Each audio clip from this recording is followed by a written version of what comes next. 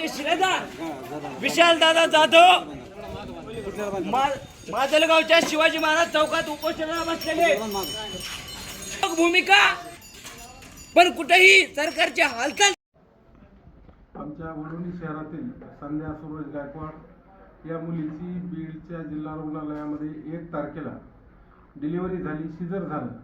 Caesar झाल्यानंतर तिची तब्येत खराब असताना सुद्धा बीडच्या डॉक्टरांनी तिला डिस्चार्ज दिला आणि डिस्चार्ज देऊन घरी आणल्यानंतर तिची तब्येत खालावल्यामुळे परत बीडला खाजगी रुग्णालयात नेलं.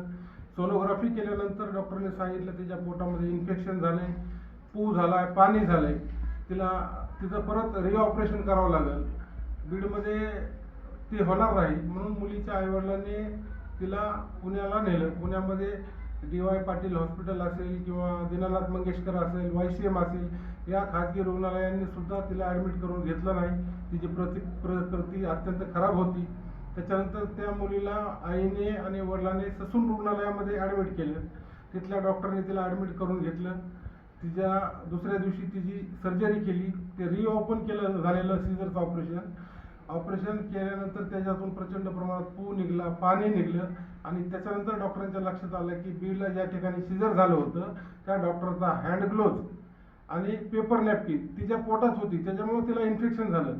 तिच्या पोटात प्लॅस्टिकचे हँड ग्लोव्ज असल्यामुळे तिला प्रचंड प्रमाणात इन्फेक्शन झालं, तिला त्रास झाला. आज तिची प्रकृती खूप गंभीर आहे. एवढा मोठा हलगर्जीपणा जर हे डॉक्टर लोकांकडून होत असेल तर आमची एक मागणी आहे की बीडची जे कोणी डॉक्टरांनी तिचं सिझर केलं, तिचा निष्काळजीपणा केला, त्यांच्यावर चौकशी करून कठोरात कठोर कारवाई झाली पाहिजे. पेशंटच्या जीवाशी खेळणारे हे डॉक्टर लोकांवर गुन्हा दाखल करून त्यांची चौकशी करून त्यांच्यावर मोठ्या प्रमाणात कारवाई करावी अशी आमची मागणी आहे.